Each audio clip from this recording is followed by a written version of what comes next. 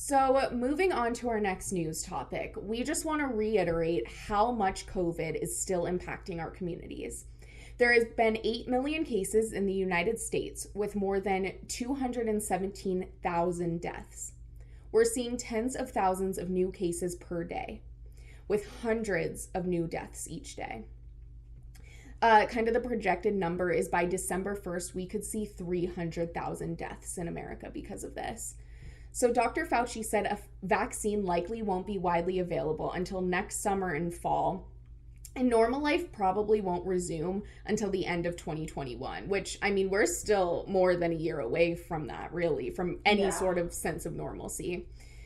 So part of this new uptick in cases, because, I mean, we're still in the first wave, people, let me be clear, but kind of the cases are starting to uptick again once kind of what they did over summer as well. And part of this new uptick in cases is due to a lot of schools all over the country being open.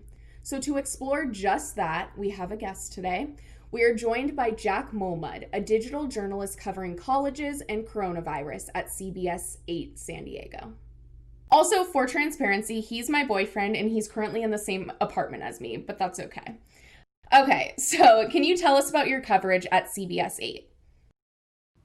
Yeah. So I have a lot of tasks at CBS 8, but a lot of my own coverage that I report on has to do with local universities around San Diego County and how they are handling coronavirus on their campus, whether that's with on-campus housing or students that live in congregate settings off campus. All of their different settings fluctuate, and it's interesting to look at how the different sizes of universities and all of these different factors that come into play affect each college differently. So what's going on at college campuses? Like, why did it get to this point? Well, overall, nationwide, I feel like colleges, we see similar trends overall. I mentioned that they are different with here in San Diego County, but they all kind of follow the same kind of pattern. They have to hit certain benchmarks of testing. Some colleges don't do much testing at all, while other ones do extensive testing. And I think nationwide, we're seeing different rates of it fluctuate depending on the different measures that colleges take. And you have a lot of colleges that are faring very badly. Some of them are racking up thousands of cases on their campuses. Like University of Texas has thousands of cases. There was a state college in New York recently which logged 700 cases, which is a sizable amount of students who got sick. And from those 700 cases of students, the president of the university actually resigned. And so it's really showing a lot of vulnerability on top of these institutions. Colleges behave a lot like small local governments, and they could pretty much control and take care of these students and have to report on certain demographics, certain statistics of their students. And something like a global pandemic is really highlighting a lot of either the strongholds or the gaps in university leadership. And a place like that, University in New York, is showing that the leadership there may be lacking. On a local level in San Diego, we have college campuses where they're recording maybe just a few dozen cases of the virus, like CSU San Marcos or UC San Diego. And then you have a school like San Diego State University, which has the most amount of coronavirus cases out of any other university in the entire state. They have more than 1,200 confirmed or probable cases of the virus just among students. Faculty, I think, is only just about a dozen or so, but it's a very glaring issue that really hasn't had quite a lot of answers given to it here on the local level as to why San Diego State is doing so horribly with these amounts of cases. And the daily amount that's added onto their list of student cases has gone down, but it's still increasing. So it's still a glaring issue that, quite frankly, doesn't really have a lot of answers right now. Wow. I mean, do you think that has to do with a campus's culture? I mean, we all graduated from San Diego State University, but we know it has that reputation as a party school. Yeah, I think the campus culture really does come into play. You look at a campus like CSU San Marcos, which is about 40 minutes north of here, And that is not a party school. It's a commuter school. You still have students that live off campus, yes, and you still have some students that do live on campus, but they've been able to keep their levels of the virus relatively low due to a smaller population. A place like San Diego State is known for its parties, and actually in my reporting, I found that the parties have not gone away. Students are still partying. It's been documented. We've recorded it on video. Police have been called to parties off campus. This is happening, and the university, quite frankly, doesn't really have a way to control this until recently. San Diego State recently announced that they got new guidance from the Office of the CSU, which will allow them now to target individual students that live off campus who are violating health code. Before, the only time in which San Diego State could intervene off campus is when it had to do with a fraternity or another registered student organization. Now they could go ahead and target individual violations. So it remains to be seen if this will actually have any effect, as we've seen parties still go on. And just this past weekend, there was a party documented near campus that is reportedly affiliated with a fraternity on campus. And you saw more than 100 students there packed together like sardines, maskless, crowding the streets. And in my interviews done with neighbors that live in the college area, this thing happens pretty much every single week. So it's kind of painful to watch coming from a university that, again, has the most amount of coronavirus cases out of any other college in California. Wow. I mean, on that topic of last weekend, why don't you tell us about your latest story you did for CBS 8? Right. So the original poster of that video posted the screen recording of somebody's Instagram story onto Twitter. And it's very much like it's interesting to see like a screen recording of a screen recording sent to somebody on Twitter to post from an Instagram story. So it's very convoluted. And we weren't really willing to put it on air to broadcast it because of usage rights. Somebody filmed it themselves and it was on their private Instagram. So us ripping that video and putting on our own broadcast was kind of hard to cover. So I decided to write an article about it where I just kind of embedded the tweet. And I spoke with the person who posted the video, not originally, but the one who shared it on Twitter.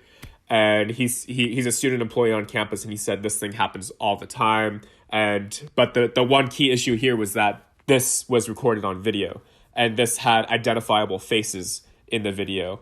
And San Diego State actually responded to the video over Twitter and said they're looking into the incident. And just recently in their latest email sent out to the campus community, they confirmed that this was indeed in the college area. And I pretty much delved into that, talked with the person who posted the video, reported on these parties that just keep happening and students blatantly disregarding health order. I also talked to a neighbor who lives in the college area. The college area is just a small community that lives nearby campus. And it's a mix between students who live in big houses and families which have lived there for decades. And a lot of these families that have lived there are tired of students just living in that same neighborhood and partying and ruining their sleep, their peace, harassing them even. One of the neighbors that I talked to said that a student, she said it was a student. There's no way for me to really prove that it was a student right now, but she said it was a student who knocked on her door drunk and was yelling for her to let her in and yelling expletives at her. And he said that if she didn't let him in, he was going to kill her. Again, he was drunk and was probably not seeing anything, but that's still a valid threat, and it woke her up, and she had to send her son out there.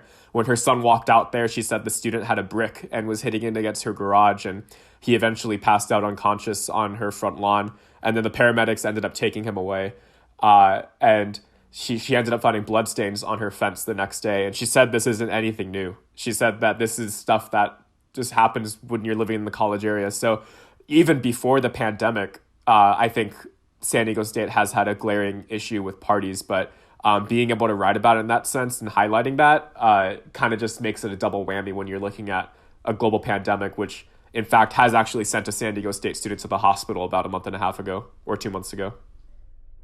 And it's really interesting too, because you're so right. Like, San Diego State is a party school.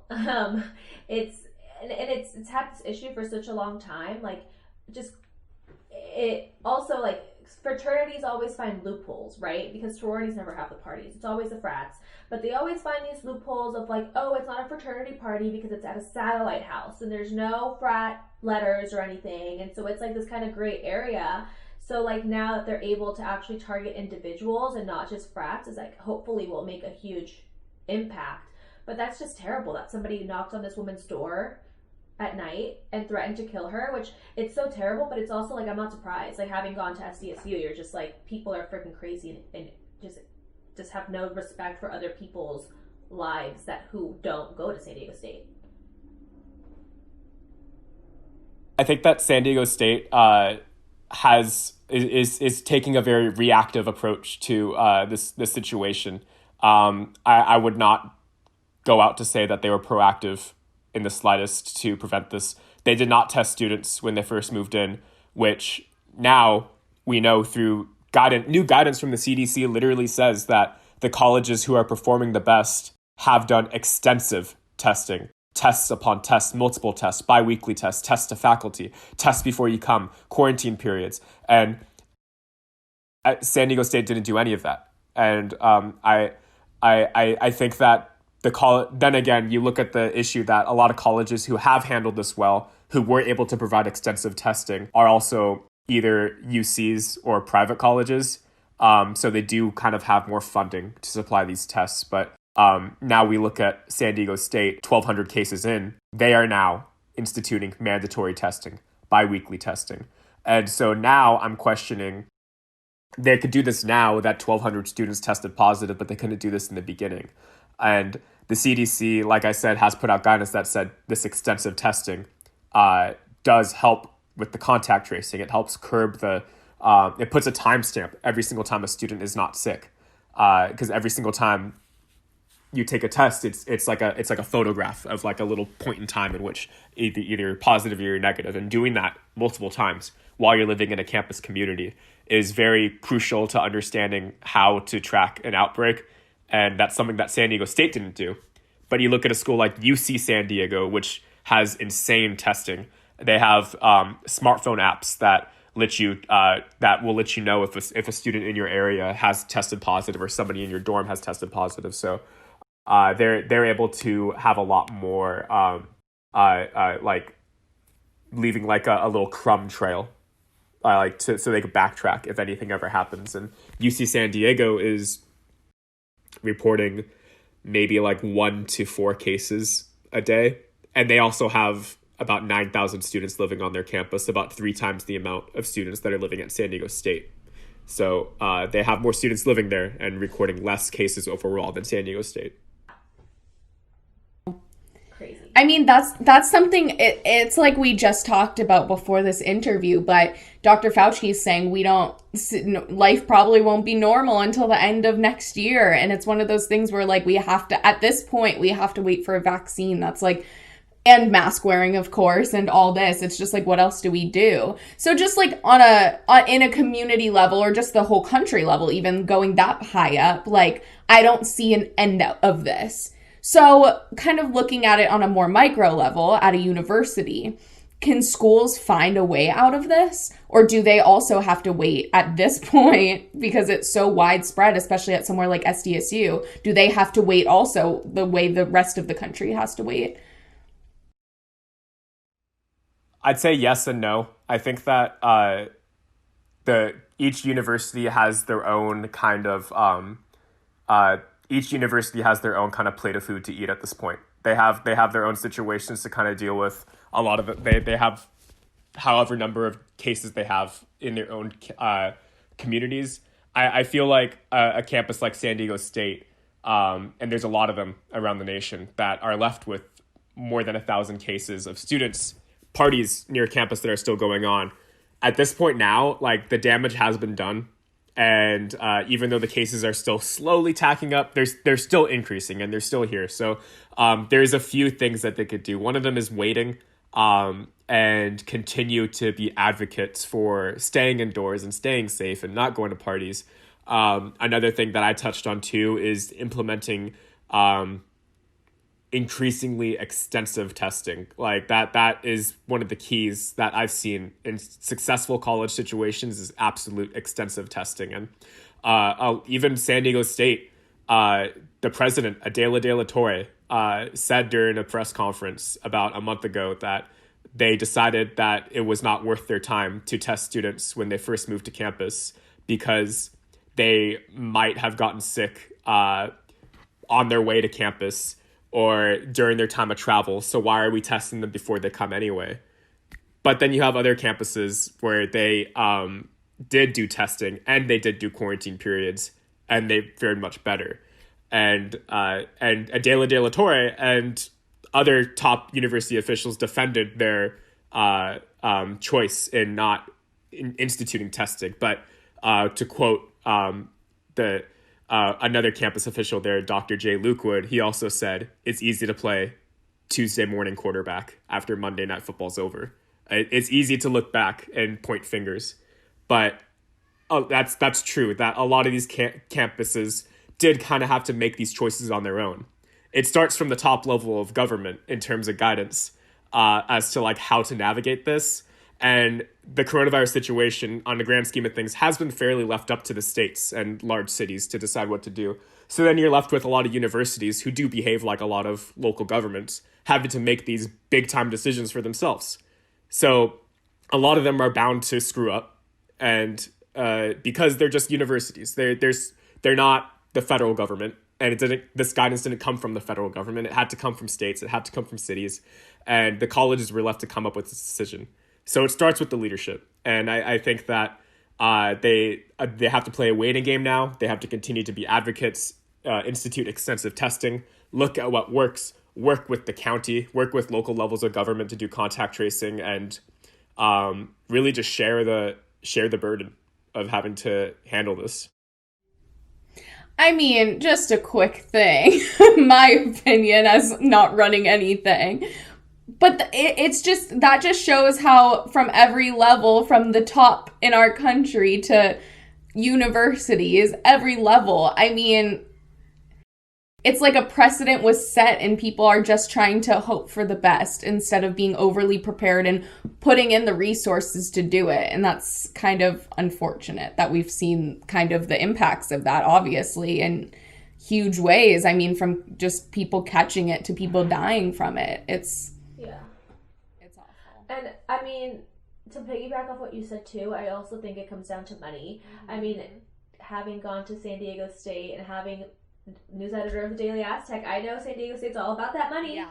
And they, of course, like, part of me is like, was part of the reason also, like, you guys just didn't want to invest all this money in testing. So you're like, screw it. Like, let's just hope they don't get sick. But like, if you are the president of San Diego State, you know you are the president of a party school. Mm-hmm. And you know that these kids are coming here to party and to see each other and to hang out. Like, so you would think like they would be more proactive about it. But part of me is just like, was one of the factors. Like, we just don't want to invest so much in testing right now. Totally. I mean, yeah, even the argument, like, well, they're traveling here anyway. If they get it, they get it. But wouldn't you think that's the exact pivotal point you wouldn't want to bring it in your community? I don't know. I mean, but that information was very useful. So thank you for coming on the show.